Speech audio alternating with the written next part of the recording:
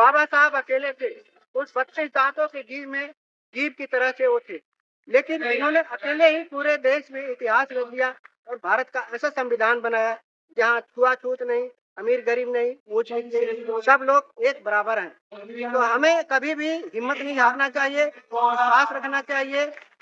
जब भी घोर अंधेरा होता है, इसके बाद सुबह का आगाज होता है, सूरज की रोशनी जरूर निकलती है, तो हमें उस रोशनी का इंतजार करना पड़ेगा। बस उसके लिए हमें यही काम करना है कि हमें अपने देश को, संविधान को सुरक्षित रखना है। हमारा देश सुरक्षित, हमारा संविधान सुरक्षित, हमारा संविधान सुरक्षित, हमारे भारत की जनता सुरक्षित। हमें अपने अस्मिता के लिए जी जान से मेहनत करनी पड़ेगी, अपने देश को।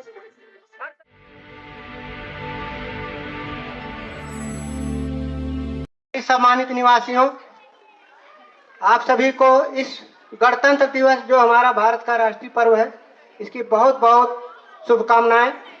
और आप सभी ने आकर जो हमारे अतिथियों का स्वागत किया और उनकी हमारी टीम की हौसला अफजाई की, इसके लिए आप सभी का बहुत बहुत धन्यवाद। और आप ही लोगों की से इस सोसाइटी का मान सम्मान है, आप ही लोगों के जो व्यवहार से ही सोसाइटी का नाम होता है। और हम यहाँ पर सभी जाति धर्मों के सभी पर मजहबों के लोग यहाँ पर रहते हैं। हमें आप सबको आपस में मिलकर प्यार से रहकर एक नए भारत का निर्माण करना है और हमें आपस में ऐसी एकता दिखानी है कि लोग हमारी सोसाइटी से सीख लें। वैसे ही आप सभी को ये पता है कि हमारी सोसाइटी को द्वारका की सबसे बेस्ट सोसाइटी का अवार्ड मिल चुका है और आगे भी हम उम्मीद करते हैं अगर आप सबका प्यार बना रहेगा तो हमें उम्मीद है बहुत जल्द हमारी सोसाइटी को दूसरी बार भी प्राइज मिल सकता है।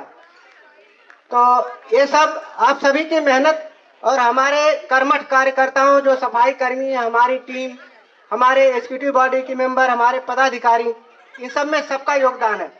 मित्रों, 26 जनवरी को हमारे देश का संविधान लागू हुआ। इसके पहले भारत में राजतंत्र था, लेकिन 26 जनवरी 1950 के पास संविधान जब से लागू हुआ तब से इस देश में जनतंत्र, लोकतंत्र स्थापित हुआ। लोकतंत्र का मतलब होता है कि जनता के द्वारा चुना हुआ प्रतिनिधि और उसके द्वारा चलाया गया शासन। तो इसको करने के लिए पहले भारत 500 रियासतों में बटा था, लेकिन अब जो है भारत हमारा एक अखंड भारत जिसको बोलते हैं, हम सभी धर्मों, सभी जातियों के लोग यहाँ पर रहते हैं और आपस में सब लोग मिलकर रहते हैं। अब यहाँ राजतंत्र नहीं है, राजा का शासन नहीं है, कोई मनमानी नहीं करता। जो भी गलत काम करता है 5 साल बाद जनता उसको उठा के फेंक देती है। तो हम यही चाहते हैं कि आप सभी लोगों का और ऐसे ही प्यार आशीर्वाद बना रहे और हमारी दिली शुभकामना है कि सदियों सदियों तक इस भारत के संविधान को बचाए रखना और इस भारतीय संविधान की अस्मिता बची रहेगी तो आप बचे रहोगे। इसलिए संविधान हमारा सुरक्षित रहे, हमारा देश सुरक्षित रहेगा। हमें कोई भी शक्ति बांट नहीं सकती। जब तक हम यूनाइट हैं, हम संगठित हैं, हमें कोई नहीं बांट सकता। जैसे ही हम लोग बटेंगे तो हमें हर कोई जो है तोड़ सकता है, हमें छोड़ सकता है, हमें अलग थलग कर सकता है। हमें इन सब बातों का ध्यान रखते हुए हमने देश की एकता अखंडता को बनाए रखना है और हमारे बीच में इस भाईचारे को बरकरार रखना है। अभी कुछ दिन बाद हमारा हिंदू सम्मेलन होने जा रहा है। हम हिंदू हमेशा थे और हिंदू हैं और हम लोग हिंदू ही रहेंगे और हर आदमी एक दूसरे को प्यार से देखे, यही हमारे देश की संस्कृति है, कल्चर है। और इन्हीं शब्दों के साथ हम आप सभी का अपने पूरी साथियों, आज 77वां गणतंत्र दिवस द्वारका में मनाया जा रहा है। तो उस जो कार्यक्रम है उन्हीं को एकजुट करके बहुत धूमधाम से यहाँ पर प्रोग्राम कर रहे हैं और यहाँ पर मुख्य अतिथि यहाँ के सांसद और पार्षद भी यहाँ पे आए, अपनी बात वहाँ पे रखा उन्होंने और उनसे जो गणतंत्र दिवस का मायने है, ये गणतंत्र दिवस जो मनाया जा रहा है, गणतंत्र तो सभी तक रहेगा जब तक लोग स्वस्थ रहे, जीवित रहे। कैसे देखते हैं आज के ये हमारा कहा अभी लोग क्या कहें, तो पहले था राजतंत्र, राजा का शासन होता था, लेकिन अब जब से 50 से लोकतंत्र स्थापित हुआ है भारत में, अब जनता का शासन है, जनता ही चुन के लाती है। हमारे प्रतिनिधि को अगर प्रतिनिधि कुछ गलत करता है या जनता के उस पर खरा नहीं करता है तो जनता उसको तुरंत उतार देती है और किसी नए को चुनती है। तो अब राजतंत्र का खात्मा हो चुका है। आगे हमारे देश की, हमारे भारतवासियों की जिम्मेदारी बनती है कि हम संविधान को हमेशा ऐसे ही बचाए रखेंगे तो हम सुरक्षित हैं, हमारा देश सुरक्षित है।